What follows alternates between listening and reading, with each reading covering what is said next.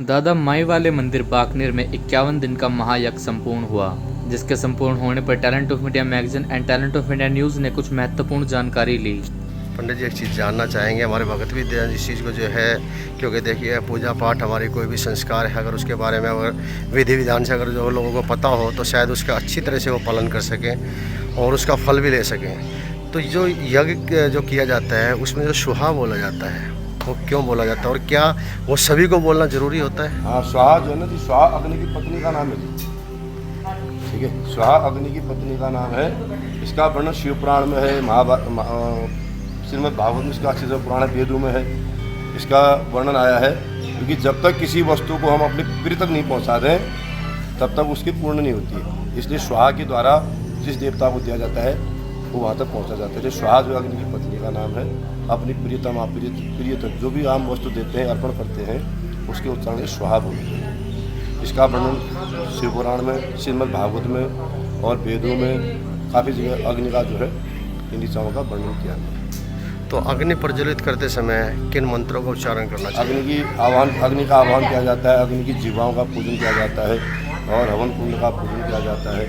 उसमें काफ़ी प्रक्रियाएँ हैं यज्ञ आदि कर्म करने में। सतचंडी, कुशकंडी और सपिंडी, ये 3 प्रकार की चीज़ें हमारे कर्मकांड में विशेष तरह से मुख्यतः प्राप्त करवाई जाती है। पंडित जी जिस तरह से देखिए बाकी जगह तो हो सकता है कि जो है मंदिरों में या कहीं यज्ञशालाओं में तो ये सब चीज़ें संभव भी हैं, लेकिन परिवार के अंदर अगर किया जाता तो उसमें क्या कैसे कर सकते हैं लोग? परिवार में जितना बड़ा सूक्ष्म रूप से हो पाता है, क्योंकि परिवार में इतने हम जितना धार्मिक स्थानों में कर पाते हैं शादी की समझो, तो घर में उतना नहीं हो पाता है। क्योंकि घर में जितना भी सूक्ष्म रूप से गृहस्थी है, घर में सारे कर्म होते हैं, सब कुछ धर्म अनुष्ठान वहाँ देने वाले भी हैं, लेने वाले भी हैं। और पूजा पाठ जितने सूक्ष्म मतलब घर में पूजा पाठ होनी चाहिए, उससे पितृदोष, वाघ दोष, कई दोषों का निवारण होता है घर पूजा करने से। लेकिन जितनी धार्मिक स्थानों में पूजा होती है उतना घर में नहीं होता। एक चीज़ और है पंडित जी, आज का समय जो है जैसे जैसे आधुनिकता का दौर बढ़ता हुआ जा रहा है, हमारी नई पीढ़ी जो है धर्म के इस मार्ग से पीछे हटती हुई जा रही है, या तो संस्कार नहीं मिल पा रहे उन्हें, या किस तरह के क्या बताएंगे आप? हाँ, मतलब लोगों का समय नहीं है, और दूसरा इसके प्रति लोगों की आस्था कम होती जा रही है। यज्ञ आदि कर्म हमने यहाँ पूरा कोरोना काल जब चला था तो आज मैं 51 दिन यहाँ पर यज्ञ आदि कर्म करते हो गए। इस क्षेत्र में काफ़ी मौतें होने लगी थी, तो हम कमेटी, मंदिर संस्थानें और हम पंडितों ने मिलकर यहाँ पर योजना बनाई कि हम यहाँ पर हवन करें यज्ञ आदि कर्मों पर, जिससे कि क्षेत्र में शांति बनी रहे, इस महामारी से निवृत्ति मिले। इसीलिए हमने जो है लोगों को भी काफ़ी करते हैं, प्रोत्साहित करते हैं कि इसमें जुड़ो, आओ। लेकिन जो नई पीढ़ी है उसका ध्यान इसको कम आवश्यक है, तो हम उनके माता पिता से आग्रह करना चाहेंगे कि उन्हें आध्यात्मिक की ओर बढ़ाना चाहिए, उन्हें आध्यात्मिक का भी ज्ञान देना चाहिए। भौतिक में इस प्रकार के सुख हैं और उसी के साथ साथ आध्यात्मिक का भी सुख उनको बताना चाहिए। तो क्या जब से आप लोगों ने यज्ञ शुरू किया है उसके बाद कुछ अनहोनियाँ कम हुई ना? हमारे इस बागले क्षेत्र में सारी मौतें कम, मतलब जो मृत्यु दर था वो कम हो गया था। नहीं तो कई दिन तो ऐसे थे कि शमशान घाटों में नंबर लग गया था, लकड़ियाँ समाप्त हो चुकी थी, हाहाकार की स्थिति हो गई थी। लेकिन जब यज्ञादि कर्म शुरू करा उसके कुछ दिन के बाद स्थिति सामान्य हो गई थी और हमारे इस क्षेत्र में तो मृत्यु का दर कति समाप्त ही हो गई। क्या संदेश देना चाहेंगे आप? हमारा जो है ना, जो सनातन धर्म है हमारा, आदि शंकराचार्य जी ने 4 मठों की स्थापना करी थी। ये संदेश दिया था कि हिंदू धर्म या हमारा धर्म जो है एक साथ जुड़ा रहे।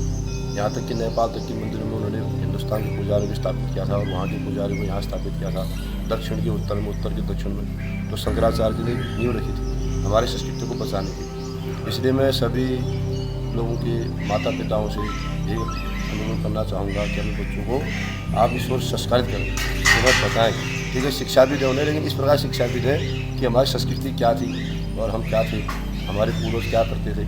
आज कोरोना काल में कई प्रकार की जो क्वारंटीन किया जाता था, क्वारंटीन पहले भी किया जाता था। जैसे किसी का बच्चा होता था उसे कमरे में अलग रखा जाता था, या किसी माता बहन की जो बहने की स्थिति होती थी उसमें उसको अलग करा जाता था, ताकि किसी प्रकार का कोई जो भी कीटाणु है या किटपार की कोई इस प्रकार का कार्य न हो। और जैसे किसी का बच्चा हो जाता था तो अलग कमरों से रखा जाता था, और कोई बाहर से व्यक्ति आता उसे बैठा के हाथ पैर धुला के फिर उसके बाद उसे मिलने जाता।